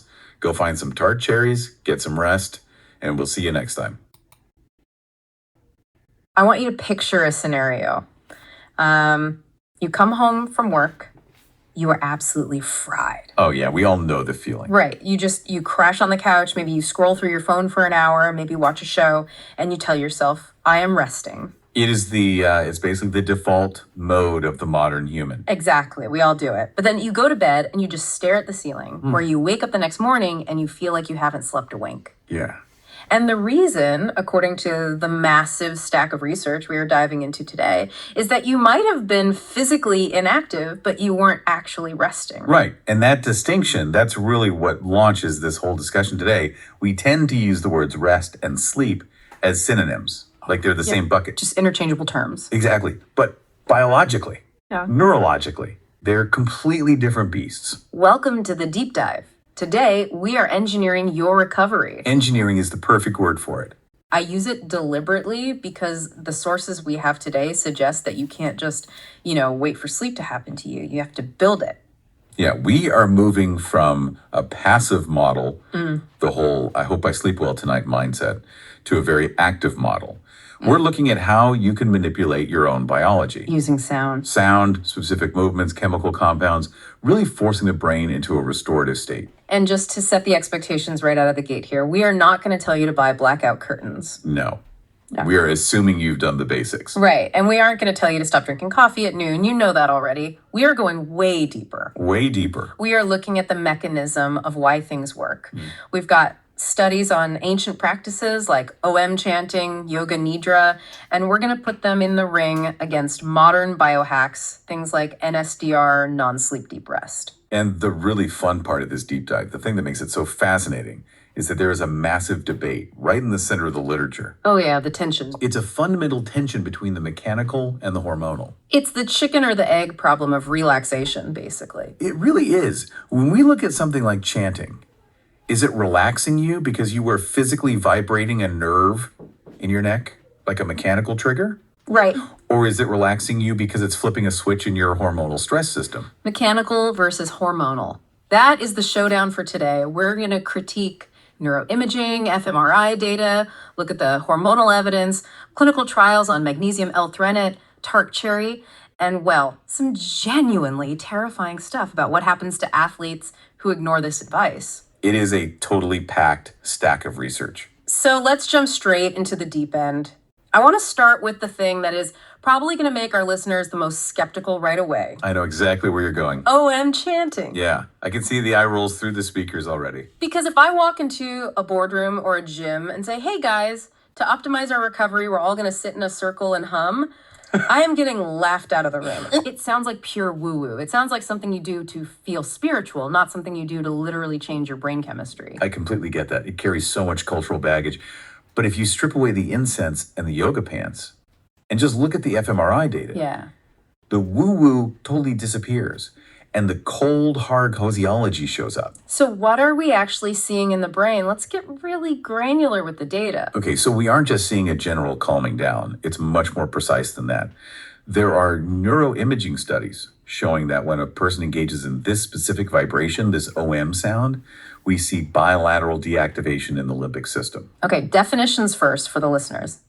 Bilateral deactivation means both sides of the brain are literally turning off. Right. The electrical activity is rapidly decreasing, and it's happening in very specific structures, the orbitofrontal cortex, the anterior cingulate, the hippocampus. All the heavy hitters. Exactly. But the big one, the one that should really grab your attention, is the right amygdala. The amygdala, that's the fear center, right? Yeah. It's the smoke detector. It is the brain's alarm bell for anxiety, fear, threat detection. And specifically, the right amygdala is highly associated with negative emotion processing. Okay. And this study showed that during the chanting, that alarm bell effectively gets unplugged. It powers down. Now, I have to play devil's advocate here. Please do. Is it the specific sound, or is it just the fact that I'm sitting still and making noise? Like, if I sat there and said Coca-Cola over and over again, or just hissed like a snake, would I get the exact same brain scan? That is exactly what the researchers asked. Good science requires a control. So they use control conditions. They have people say sus or just generate random vocal sounds. And the answer is no. You do not get that same neural signature. The deactivation of the right amygdala was specific to the vibrational quality of the OM chant itself. Wow. Okay, so that implies there's something about the physical physics of the sound itself, which brings us perfectly to mechanism A in our central debate. Yes. The vagus nerve hypothesis. This is the mechanical argument. And to really understand this, you have to understand the anatomy of the vagus nerve. Let's break it down. We usually think of nerves as little wires inside the body, right? But the vagus is more like a massive superhighway. It wanders, in fact, the word vagus literally means wandering in Latin. It wanders from your brainstem all the way down your neck, through your thorax, and into your gut.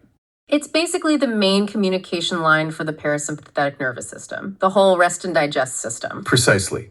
If your sympathetic nervous system is the gas pedal for fight or flight, the vagus nerve is the brake.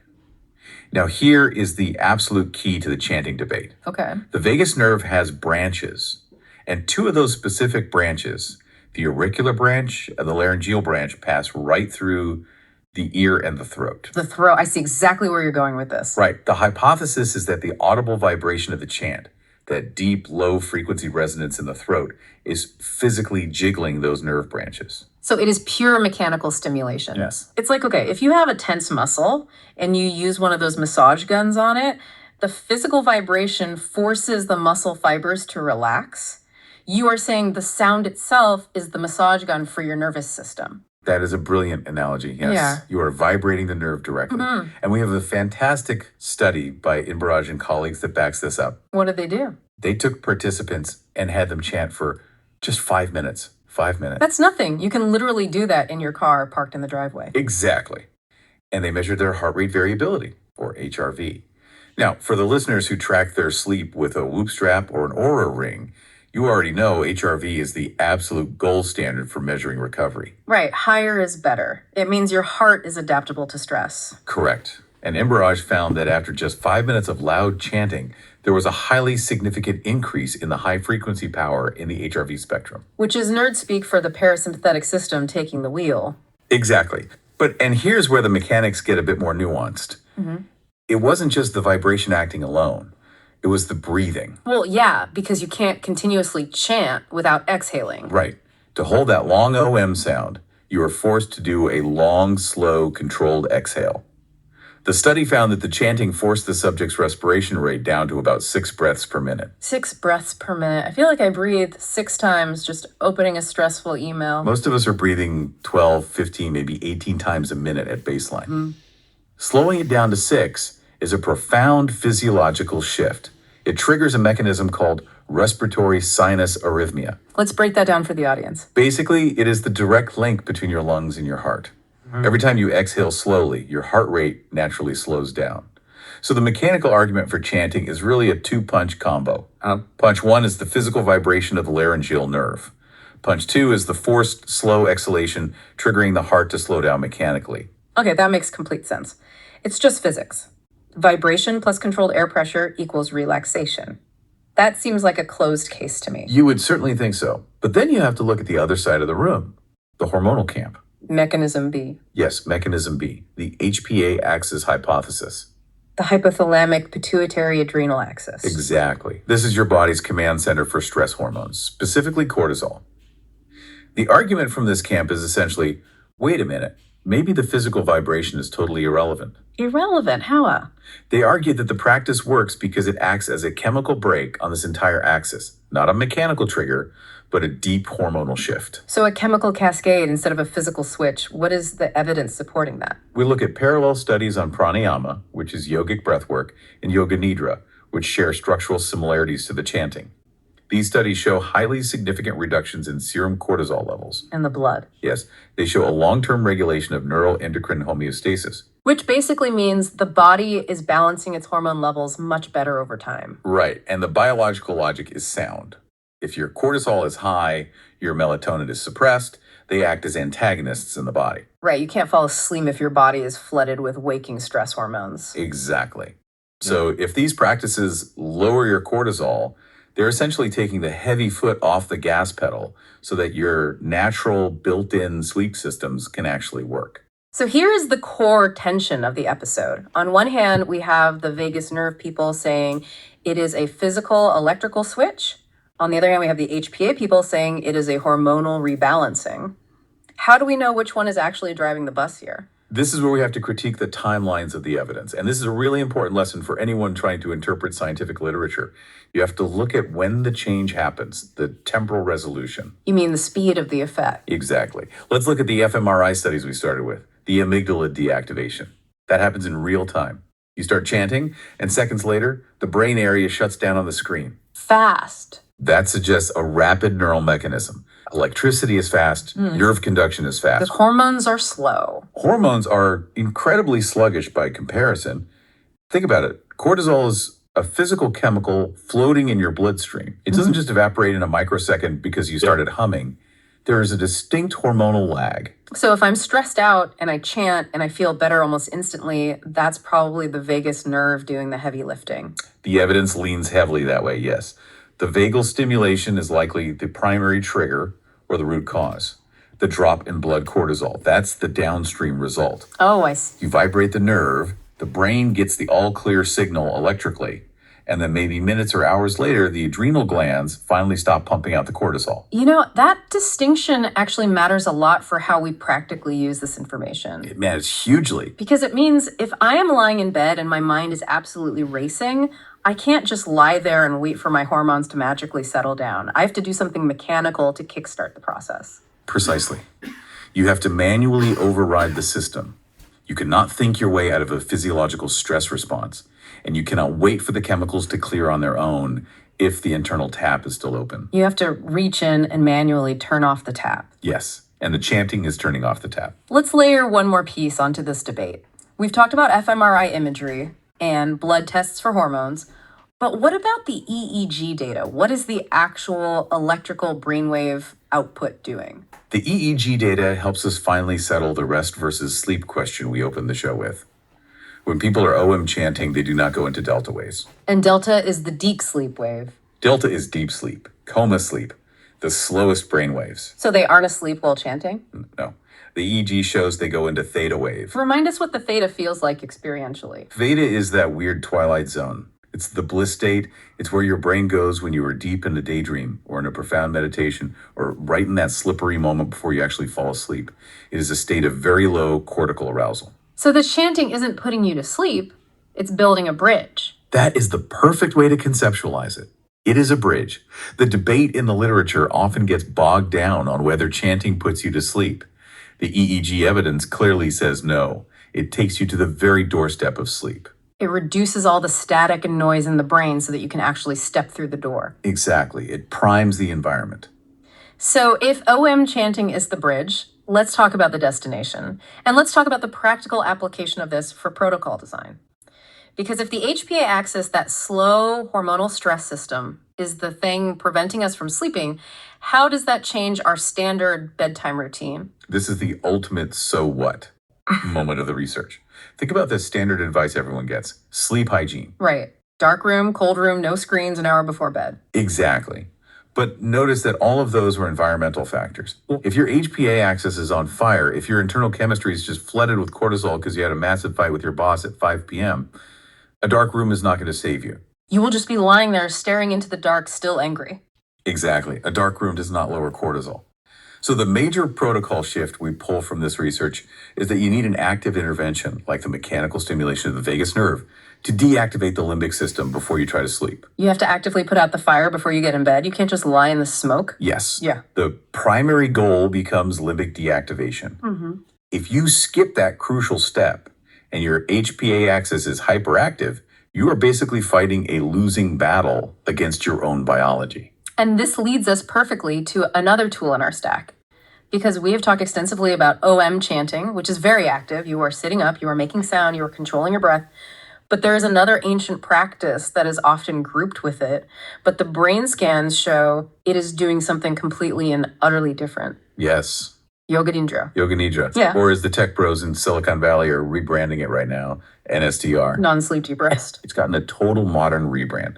But before we get to the modern Huberman version, we really need to understand the traditional mechanism. Because while OM chanting dampens the amygdala, Yoga Nidra does something so strange on an EEG that researchers literally call it a paradox. A paradox, what are they seeing? They refer to it in the literature as local sleep. Okay, pause. What is local sleep? I always thought sleep was a global phenomenon. You are either asleep or you are awake. That is exactly what we used to think. It was a binary switch. But the EEG studies specifically on Yoga Nidra show that you can have delta waves, those ultra deep sleep waves, occurring in very specific localized regions of the brain, while the frontal cortex remains entirely active. Wait, the frontal cortex is the thinking part, right? Conscious thinking aware part. Yes. So you are saying half your brain is technically asleep in deep delta sleep, and the other half is completely awake. Essentially, yes. It creates a state defined as a non-sleep awakened relaxed state. You are totally conscious. If I spoke to you during a session, you would hear me perfectly. You can follow the verbal instructions of the guide. But physically, parts of your brain are getting the exact restorative benefits of deep sleep. That explains so much. I've done these sessions before where I feel like I was totally gone, maybe out for an hour, but I look at the clock and it's only been 20 minutes. That is the classic time distortion that comes with delta wave activity. And this fundamental distinction between the limbic deactivation of the chanting and the local sleep of the nidra is absolutely crucial for anyone trying to build a recovery protocol. Because they aren't interchangeable, they are totally different tools for totally different jobs. Exactly. And this is where we get to be engineers with our own biology. Let's look at OM chanting again through the lens of functional connectivity. Studies show that OM chanting specifically reduces neural outputs from the insula. The insula. We haven't defined that structure yet today. The insula is the part of the brain responsible for interoception. It is what feels your internal bodily states. If you feel your heartbeat racing, or a tight knot in your stomach, or a random itch, that signal is being processed by the insula. So if I'm lying in bed, hyper aware of my own stress symptoms, feeling my heart pound, that is an overactive insula. Yes. And OM chanting chemically turns down the volume on that specific region. It reduces your emotional reactivity to your own bodily states. It lets you detach from the physical sensation of stress.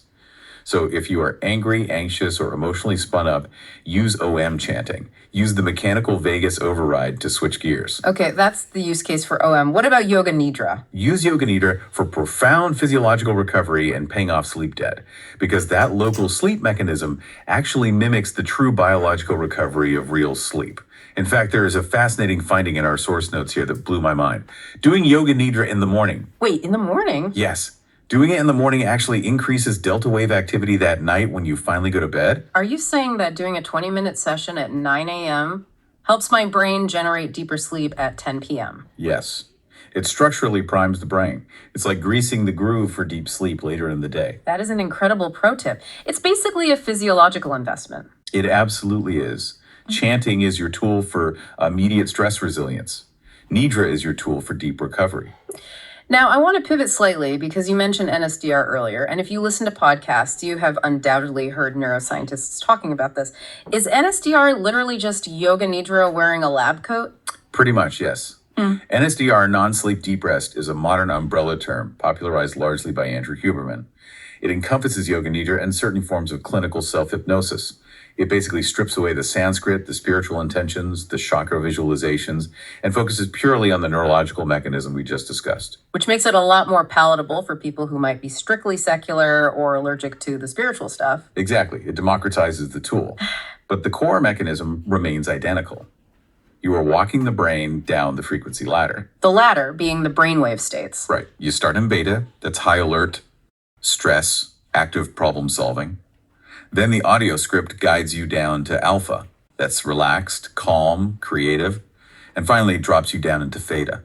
And theta is the parasympathetic sweet spot. Yes, roughly 4 to 8 hertz. That is where the parasympathetic system really takes over.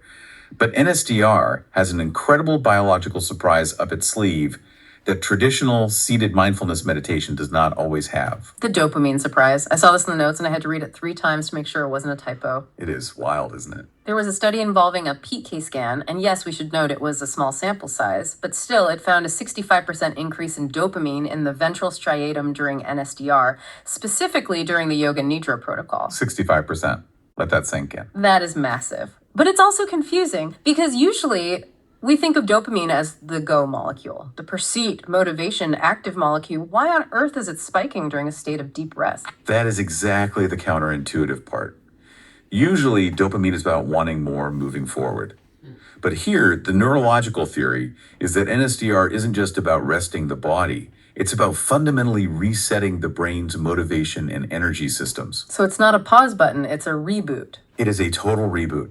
Traditional mindfulness meditation, where you focus on your breath, doesn't typically spike dopamine in this specific way.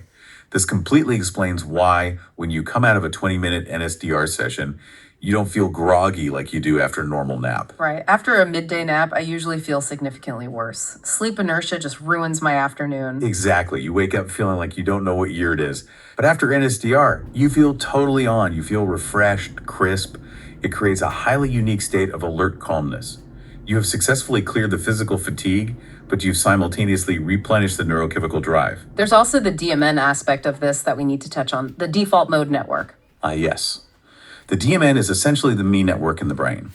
It is the network of regions that activates when you aren't doing any specific external task.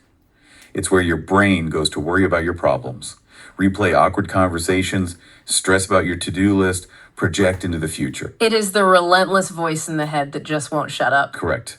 Both NSDR and Yoga Nidra significantly reduce activity in the DMN. And this is a shared neurobiological mechanism with actual deep sleep. It helps temporarily turn off the self-narrative, so you aren't just giving your muscles a rest, you are quite literally taking a break from being you. And frankly, I think we all desperately need a break from ourselves sometimes. So let's review. We've covered the mechanical angle with chanting, we've covered the structural angle with NSDR and Nidra, now we have to transition to the third pillar, the chemical. The biochemical break. Because you can do all the breathing exercises in the world and listen to all the NSDR scripts, but if your core biochemistry is fundamentally off, the machine just will not run. This brings us to targeted supplementation. And let's be crystal clear. We are not talking about sleeping pills here. We are not talking about chemically knocking yourself unconscious. No, absolutely not. We are talking about providing the specific nutritional compounds that naturally facilitate the physiological transition into sleep. Let's start with the big one, magnesium. Everyone on the internet talks about magnesium. It's treated like the Windex of supplements. People seem to think it cures everything from cramps to anxiety. But there are so many different types on the shelf. Oxide, citrate, glycinate. The research in our stack highlights a very specific patented form, magnesium L-threonate. Why this specific one? It all comes down to one formidable biological barrier, the blood-brain barrier. The strict bouncer at the club. Exactly. Your brain is incredibly picky about what it lets into its environment.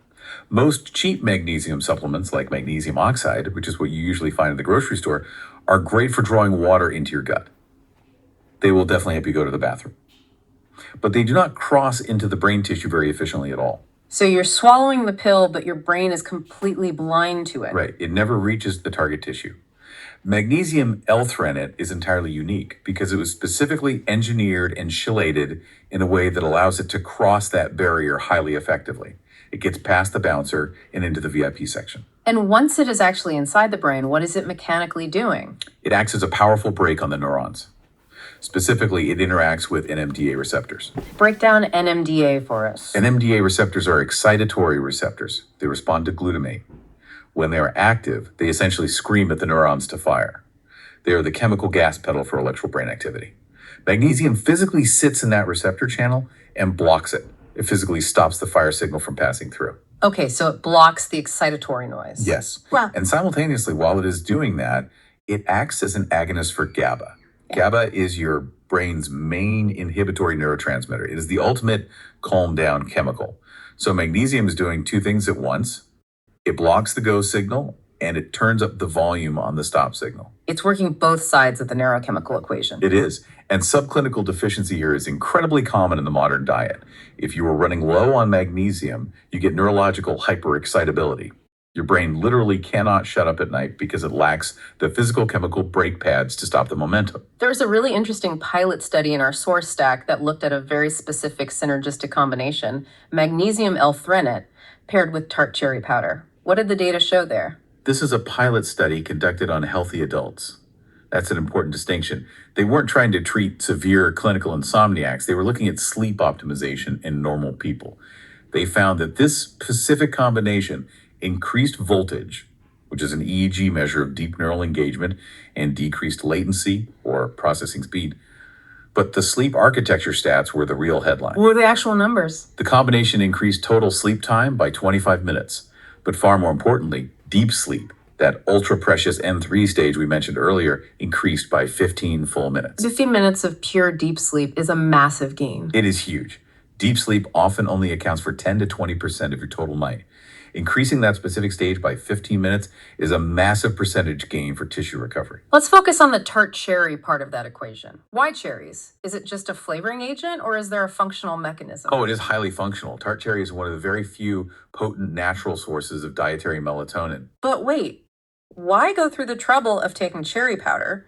Why not just buy a bottle of melatonin pills for $3? You certainly can, but synthetic melatonin supplementation can sometimes act like a sledgehammer. Standard pills can spike your blood levels way, way above normal physiological norms. And there is an ongoing debate in the literature, though it is admittedly controversial, about whether chronic high-dose melatonin downregulates your brain's own endogenous production. Tart cherry is different. It provides the natural chemical substrate. It provides the building blocks. So it's a much gentler nudge rather than a hammer blow? Exactly, it's gentler. And interestingly, the study compared this nutritional approach to TCS transcranial alternating current stimulation. That is a clinical protocol where you literally zap the brain with mild electrical currents to induce sleep. That sounds pretty intense for a Tuesday night. It is. The data show the electrical stimulation was actually 4 times more efficient for sleep onset, but the tart cherry provides the underlying chemical substrate needed to sustain the architecture. It's comparing a nutritional building block to an electrical override. Okay, so we have magnesium for the neuronal brake pads, tart cherry for the melatonin substrate. What about glycine? I have heard sleep researchers refer to it as the thermostat. Glycine is absolutely fascinating because it works directly on the SCN, the suprachiasmatic nucleus. That is the master circadian clock located deep in your hypothalamus. And how does an amino acid like glycine influence the master clock? Its primary mechanism for initiating sleep is through profound thermoregulation. Temperature control. Yes. For your brain to initiate the transition into deep sleep, your core body temperature absolutely must drop by about 1 to 3 degrees Fahrenheit. If your core is too hot, you simply cannot transition into deep sleep. It is a strict physiological impossibility. The brain won't allow it. This is why the universal advice is always to sleep in a cold room. Right. But here's the catch. Sometimes the room is 65 degrees, but you are still hot. Glycine triggers peripheral vasodilation. It physically widens the blood vessels, specifically in your extremities, your hands and your feet. So it rushes the blood away from the core out to the surface of the skin to cool off. Exactly. It makes your hands and feet act like a biological radiator. It aggressively dumps heat from the core out into the environment. So if you are one of those people who is constantly kicking the covers off at 2 a.m. or you just feel this radiant body heat when you lie down, glycine might be the missing mechanical link in your routine. Yes. It forces that necessary core heat dump. It is not acting as a traditional sedative. It is acting as a thermal regulator to unlock the sleep gates. It's honestly amazing how mechanical and deeply physiological this all is. We tend to culturally think of sleep as this mystical, floating state of mind, but really it's just heat dynamics, voltage, and nerve vibration. It is pure biological engineering. And once you truly understand the levers, you can pull them on demand. Now, I want to pivot to a very specific demographic of listeners who probably need this precise engineering more than anyone else. Athletes. We have a whole section of sources here on overtraining, sleep restriction, and hormones that is, frankly, a bit terrifying. It is a stark cautionary tale. If you are a competitive athlete, or honestly, even just someone who trains hard at the local gym, sleep isn't just about resting your mind. It is your primary window for anabolic recovery. Define anabolic for the layperson. Anabolic means building up tissue. Catabolic means breaking down tissue. Exercise itself is fundamentally catabolic. When you go to the gym and lift heavy weights, you are actively tearing microfibers in your muscle tissue. You are breaking your physical body down. Right. You don't actually get stronger while you are in the gym. You get stronger while you are in bed. Precisely. The rebuilding process happens almost exclusively during sleep. And specifically, during that NREM stage 3 deep sleep we keep coming back to. That specific sleep stage is when the vast majority of your daily human growth hormone, or HGH, is naturally released. There's a massive pulse of it, right? Yes. The first major pulse of HGH happens reliably in that first extended chunk of deep sleep early in the night. If you somehow miss that crucial window, say you stay up late working, or you drink alcohol, which severely fragments that early sleep architecture, you essentially miss the pulse. So you don't just wake up feeling groggy, you literally missed the nightly delivery of the cellular construction materials. You totally missed the truck. Yeah. Your damaged muscles stay broken down. You don't repair the torn collagen in your joints. You're doing all the hard physical work in the gym, but systematically denying yourself the physiological reward. And according to the data, it gets so much worse. Let's talk about OTS, overtraining syndrome. OTS is essentially the catastrophic systemic crash that happens when intense physical training meets chronic poor sleep. It's a complete physiological breakdown. And one of the key hidden drivers of this crash is the immune system. The immune system, what does that have to do with muscle recovery? Everything. Sleep loss dramatically spikes pro-inflammatory cytokines in the blood. Specifically, things like IL-6 and TNF-alpha. These are the exact same chemical signals your body releases when you are fighting off a severe flu. So because you didn't sleep, your body literally thinks it has an infection. It thinks it is under systemic biological attack. And then, of course, there's cortisol making another appearance. It always comes back to cortisol. Always. Sleep deprivation, even just one single night of restricted sleep, significantly spikes your baseline cortisol the next day. And in an athletic or fitness context, chronic high cortisol is highly catabolic. It will literally eat your hard-earned muscle tissue to convert into quick energy. It also actively promotes visceral fat storage around the organs. So let me get this sequence straight. You are training hard 5 days a week to get ripped. But because you are neglecting your sleep architecture, your body is actively breaking down your muscle tissue and simultaneously storing belly fat. Exactly. You are fighting a war against your own biology, and biology always wins. And to make matters worse, there are the appetite hormones, ghrelin and leptin. A hunger twins. Exactly. Short sleep directly increases ghrelin, which is the hormone that makes you feel ravenously hungry, and it simultaneously decreases leptin, which is the hormone that signals to your brain that you are full. So you are exhausted, your muscles are catabolically eating themselves, you are inflamed, and you are starving. And you aren't craving a kale salad either. You are aggressively craving high-calorie, quick-energy processed foods because your sleep-deprived brain is desperate for instant fuel. It's a complete metabolic disaster loop. The ultimate takeaway for athletes here seems glaringly obvious. You absolutely cannot train through poor sleep. You cannot out-train it because the underlying hormonal substrate for physical adaptation, the growth hormone, is simply missing. And the primary catabolic driver, the cortisol, is highly elevated. You are digging a physiological hole that you cannot ever fill with more exercise. So if we pull all of these disparate threads together, the neuroscience, the hormones, the physics, we have a perfect storm for sleep engineering. It really seems like we can layer these protocols. We don't have to just choose one camp. No, they are highly synergistic. We can synthesize them into a unified, actionable theory of rest. Let's build the ultimate protocol for the listeners. Step 1, structural. For the structural pillar, use Yoga Nidra or an NSDR protocol. Do this to deliberately prime those slow delta waves and force a reduction in the default mode network activity. This is your primary tool for paying down accumulated sleep debt and quieting the mind's internal chatter. Step 2, mechanical. For the mechanical pillar, use OM chanting. This is your active physical intervention.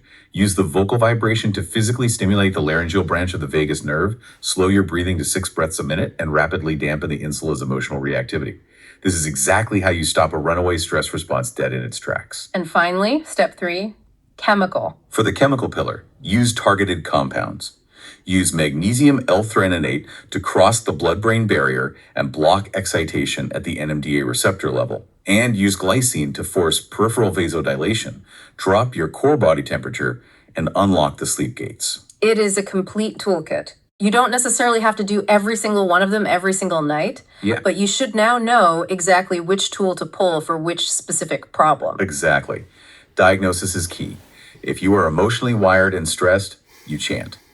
If you are physically exhausted but your brain won't let you sleep, you do Nidra. If you are physically hot and tossing and turning, you take glycine. And this brings us to a final, slightly provocative thought to end on. We started this whole deep dive by distinguishing between the concepts of rest and sleep. But based on everything we've uncovered, I think we also need to draw a hard line distinguishing between sedation and restoration. That is the absolutely crucial final point of all this research. A prescription sleeping pill might successfully knock you out. A couple of glasses of wine might make you unconscious. But does it actually provide the localized delta waves we talked about? No, the EEG data says it ruins them. Right. Does it provide the 65% dopamine reset in the striatum that we see with NSDR? Definitely not. Does it trigger the massive pulse of growth hormone? No. Chemical sedation often actively suppresses it. So simply being unconscious is not remotely the same thing as being biologically restored. Not at all. The science heavily suggests we need to completely stop treating sleep as a passive off switch that happens to us. It is a highly active, complex neurological process. And just like you meticulously plan your gym workouts or track your diet macros, you can and absolutely should engineer your rest. So tonight, don't just close your eyes in a dark room and hope for the best. Try utilizing one of these protocols. Hum for 5 minutes in your car. Do a quick NSDR body scan. Take some highly bioavailable magnesium.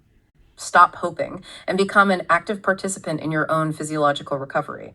Your brain and your body will absolutely thank you for it. Thanks for diving deep with us today. We'll see you on the next one. Rest well.